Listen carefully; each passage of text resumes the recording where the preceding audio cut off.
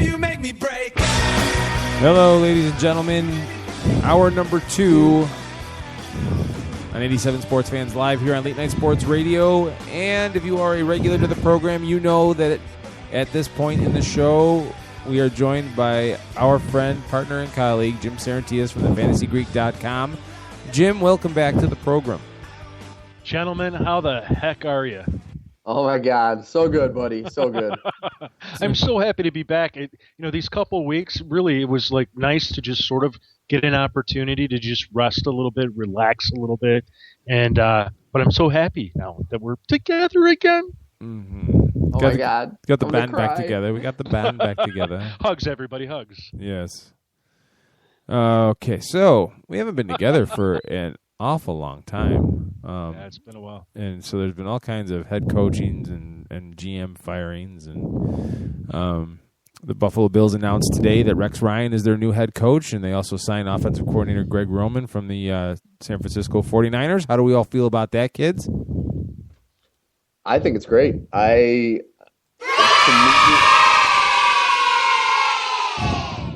that was delayed. To me, Rex Ryan is a good hire for the Bills because of the fact that I think the one thing they've been missing over the years is a high-profile name of coach. Ever since Marvin Levy, they've had a lot of guys most people haven't heard of, be it college coaches, be it coordinators, and now they finally got a big name, a guy that's a defensive coach, and they have one of the best defenses in the league.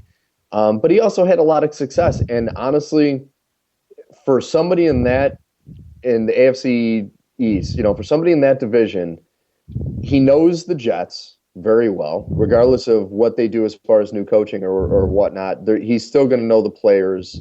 He's still going to know a lot of the ins and outs of that team. And if there's one coach in this league that knows how to give the Patriots a hard time, it's Rex Ryan. So for a team like the Bills, I think it was a very smart move. And now, I'm sorry, go ahead, Jim. No, I was going to chime in and agree with Steve. I mean, it's a fantastic move. I mean, where can you go and get a head coach like Rex Ryan, who, everybody wants to forget of what he accomplished when he was with the Jets. I mean, in his first 3 seasons, they went to 2 AFC Championship games. That's pretty darn impressive. They have every year, but for their offense, every year they put on the field a tremendously good defense, one that is top ranked, and they've already got a great set of players to deal with. Now, whether or not they stick with Jim Schwartz, that's another story. It's not sounding like they will, but that doesn't matter. He's bringing his whole staff over from the Jets on defense. It's great. So the Bills fans should be very happy that there's going to be some continuity, at least on that side of the ball. And now they get to start anew on the offensive side of the ball, and the only thing they need is a quarterback. And on Wednesday night, Keith, you and I, we can talk a little bit about our Wednesday night guest, defensive tackle for the Buffalo Bills, Corbin Bryant. Yep, Wednesday night, 10 p.m. Eastern Time right here on LateNightSportsRadio.com. Corbin Bryant, defensive tackle for the Buffalo Bills, will be joining us, get his reaction to all of the goings-on. We also had the Chicago Bears hire a new GM, one that I'm particularly excited about. Well, real quick before we move on, there's a source on ESPN.com that Buffalo has reported that Schwartz will not return. Right, so now he's available. Because, it makes sense. He definitely has a different philosophy in defense than Rex Ryan does, so I'm not surprised by that. Yep. Let me chime in on Greg Roman before we leave the topic. I think that's a great hire. I know it's great. When the rumors are out, hey, Greg Roman's up for the offensive coordinator position for the Bills, everybody's like, rah, rah, rah. Then he gets hired, and all the naysayers come out and say, oh, but, the last couple years, Colin Kaepernick, who he was a coordinator over with the 49ers, has had these down seasons. And, what do you want? You're not going to find the perfect fit, but you're going to find a guy that's had success with a young quarterback. If they're going to stick with E.J. Manuel or go draft another one, you need a guy like Greg Roman in there, and this is a perfect setup. They've got the running backs. They've got the wide receivers. They just need the quarterback. Yeah, and the funny thing is with the quarterback is a lot of people, at least on local sports talk radio I was listening to today, a lot of people were joking that, oh, great, now Rex Ryan's going to bring Mark Sanchez. I don't think that's a horrible move. I mean, you look at the Bills quarterbacks, and it's not a long-term solution, but for the short term, they could do a lot worse, and they have done a lot worse as of late. So to me, I mean, even if they bring in a journeyman quarterback and then draft somebody, because I don't think EJ Manuel is going to be the guy. I just don't. I think he's kind of worn out his welcome already with Buffalo. To me, I would be shocked if he ends up being the starter in the future of that team.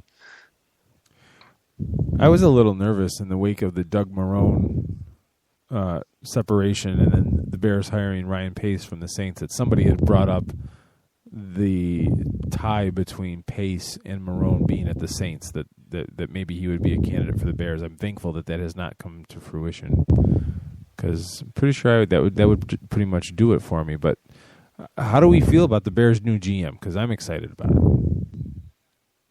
I'm excited, but it's the unknown. You know, I'm excited for the possibility. To me, and Keith, I know you're going to hate me for saying this, and I don't want to turn this into a big argument or anything. I won't be truly optimistic for the Bears until I know that Jay Cutler's not their quarterback anymore.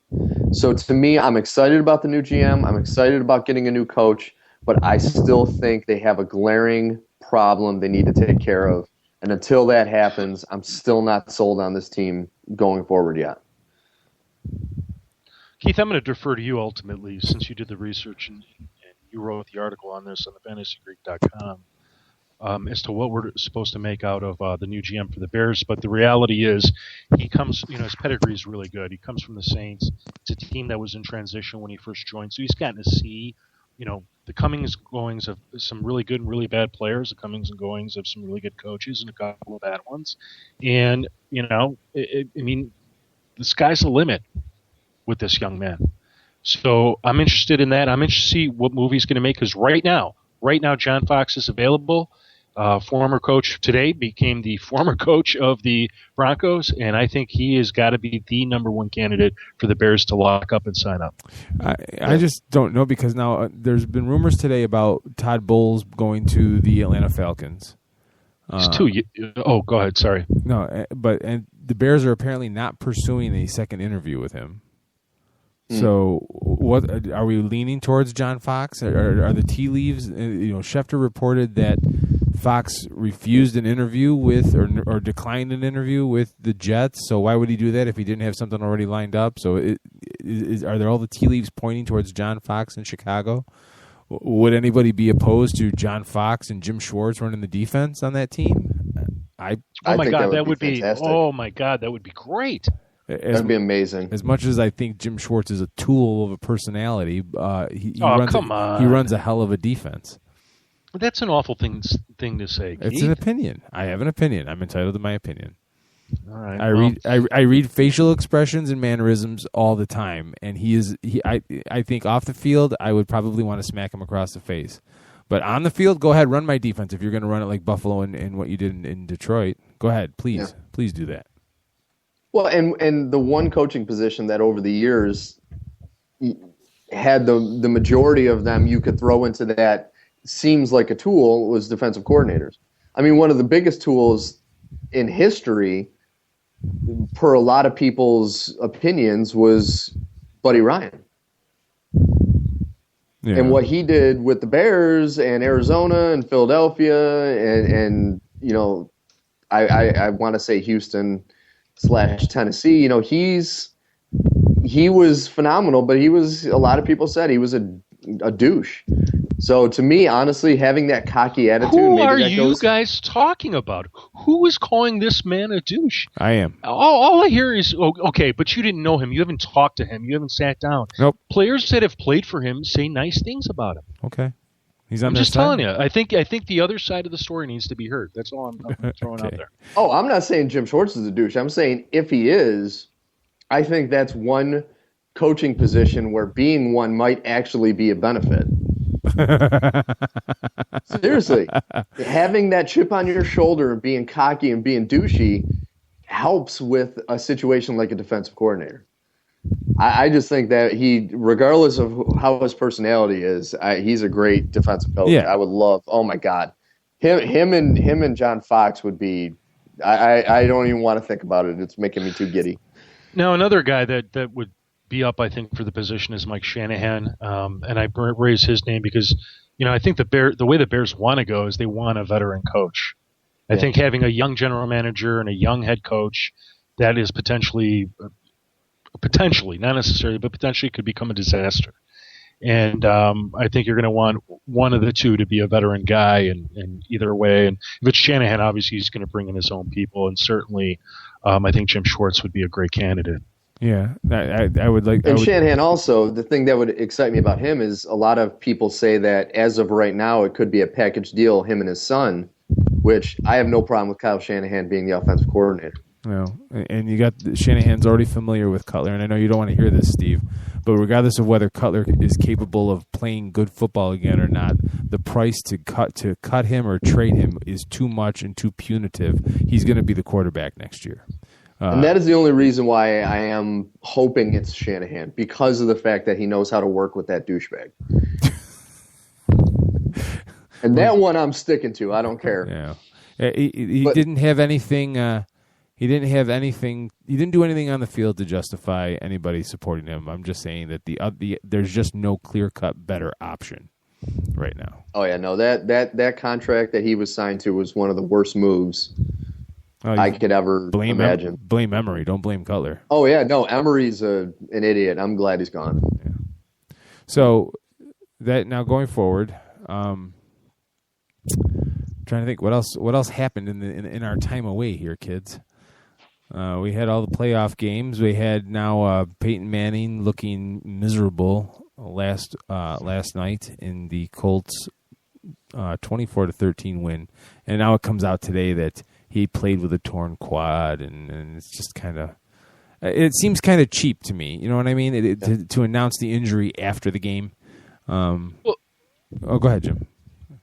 I was going to say, and I don't know what the NFL's rules are on all this. I mean, when I keep hearing of injuries after the fact, I say to myself, how was not this disclosed? Just by the rules themselves. Right.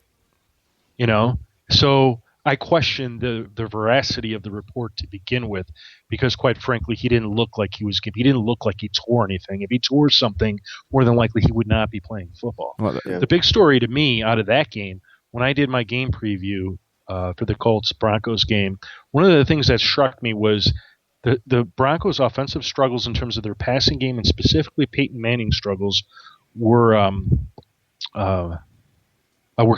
contemporaneous to the injuries that occurred to Julius Thomas. And if you actually look at the numbers, you see the complete drop-off on Peyton Manning's part. And I thought Julius Thomas is back, and boom, this guy's back on the saddle. And in certainly that first opening drive that the Broncos had, I mean, he threw that really beautiful pass to Julius Thomas that he almost took to the house, which he should have, in my opinion. But that's okay. And after that, boom, the Colts defense locked up. They were playing strict, for the most part, man coverage, and the Broncos couldn't beat it. The Colts defense was amazing. Amazing. They played out of their minds. Out of their minds. They played absolutely out of their minds yesterday. Out of their minds. Going to the Peyton Manning thing, yesterday was kind of sad watching that game, because I know he still had a really good season, and it just looked like he wasn't. It looked like age caught up with him during one game. Mm-hmm. You know what I mean? It was kind of sad, like watching him. He did not seem anything like the Peyton Manning that we've been watching over the last 17 seasons. And one of the biggest plays that was eye-opening to me was that 3rd down and 2, where he had 30 yards in front of him to run for the first down, and he still tried to force a pass. To me, that doesn't seem like the Peyton Manning who was easily one of the smartest players in the history of this game, as far as being able to read defenses and situations, to not just take a quick little 2-3 yard jaunt. I mean, it could be the leg injury, but I don't know. It just seemed like he wasn't firing on all cylinders. I mean, I don't know if it was just me, but no, I don't think it was Peyton Manning at all. I really think it was the Colts defense. Well, they were up in his grill, and you could see the man coverage. They let Emmanuel Sanders in man coverage slide down to the safety so they would get double coverage on him, or bracket coverage, and Manning couldn't hit him. Yeah. I mean, for him to put it in the safe place was to overthrow him.